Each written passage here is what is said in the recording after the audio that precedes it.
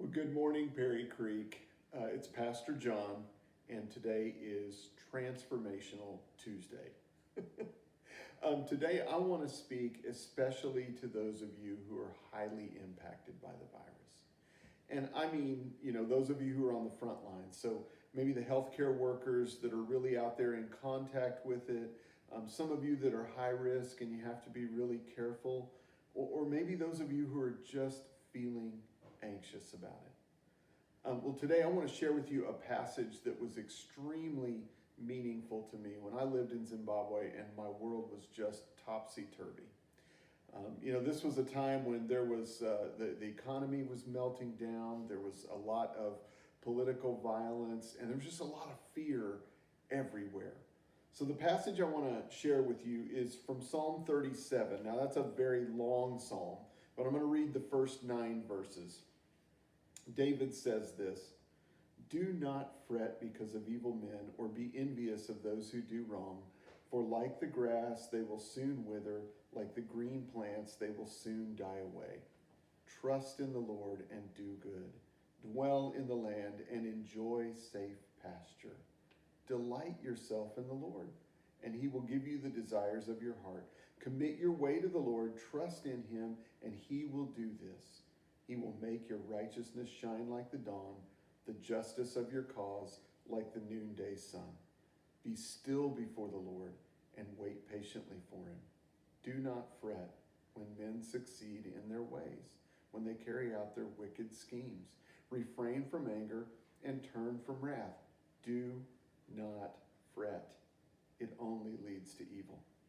For evil men will be cut off, but those who hope in the Lord will inherit the land." Now, as you can tell from those verses, Psalm 37 is primarily about injustice. It's about when evil people really seem to be winning and doing the evil that they're designing. But this passage gives us 2 principles that relate to any kind of adversity that we face, from violence to viruses. I learned these in Zimbabwe, and they were really helpful to me. So the first principle is just this: do not fret. Do not fret. Now, to fret doesn't just mean to be afraid. To fret means to turn something over and over in your mind, to sort of meditate on it. Whenever I see that word fret, I always think of when I was a kid and I used to go to the doctor's office and they would give you those suckers, the really not great ones, but the flat ones, kind of as a bribe for giving you a shot, But I would take that and, you just put it in your mouth and you kind of suck on it for a while and then you turn it over. You suck on it a while, turn it over. And you just keep doing that again and again and again. Well, listen, that's what it means to fret.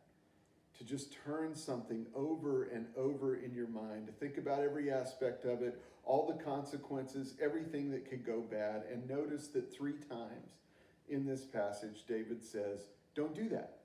Do not fret. So in verse 1, he says, do not fret because of evil men. In verse 7, he says, don't fret when evil men succeed in their ways. And in verse 8, he says, don't fret, it only leads to evil. So he's saying, look, don't fret when you face adversity. Don't fret when adversity seems to be winning the day. And he says, don't fret because it leads to evil. Right? So fretting will only take us to places of fear or anger. And that leads to unbelief. It always ends up in evil. So David says, don't fret. Now, I got to say, that sounds like great advice about dealing with adversity, unless you're in adversity, right? If you're in adversity, you're like, what do you mean, don't fret? I mean, have you seen the news? Have you seen the statistics? Have you looked at the economy? What do you mean, don't fret? How can I not fret? What am I supposed to do if I'm not going to fret? Principle number 2, recognize the good. Right? Recognize the good. Look at verses 3 and 4. David says this: trust in the Lord and do good. Dwell in the land and enjoy safe pasture. Delight yourself in the Lord, and he will give you the desires of your heart. Now, I can still remember the very first time I really thought about those verses when I read them. I thought, this psalm is not just a psalm about what to do when you're facing adversity. It's about like when somebody's trying to do you in and they seem to be succeeding. And David's advice is, trust in the Lord and do good, dwell in the land and enjoy safe pasture. I remember reading, and I'm like, wait a minute, that sounds like what we're supposed to do in normal times, not in troubled times. That sounds like what you regularly do, right? Exactly. And over the years, I learned that what David said is actually true. He's saying, look, just recognize the good, right? Even in a crisis, good things are still happening, right? The sun still comes up every day. The flowers still bloom. Have you taken time to look at them? They're beautiful right now. People still have babies. Good things still happen. And David is saying that we need to recognize that, right? In fact, even in the crisis itself, good things happen, right? There are little moments of victory. There are times when people rise to the occasion and you're like, wow, I didn't think they had it in them. There are moments of unexpected hope, okay? And David, who has seen a lot of adversity, is just saying to us, recognize that, right? Don't lose perspective in the midst of this. Don't fret. Recognize the good.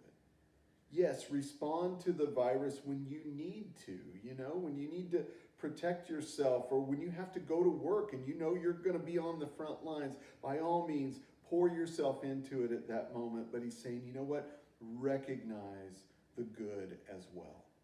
Recognize the good. It's great advice from someone who had lived through a lot of adversity. And that is your Transformational Tuesday.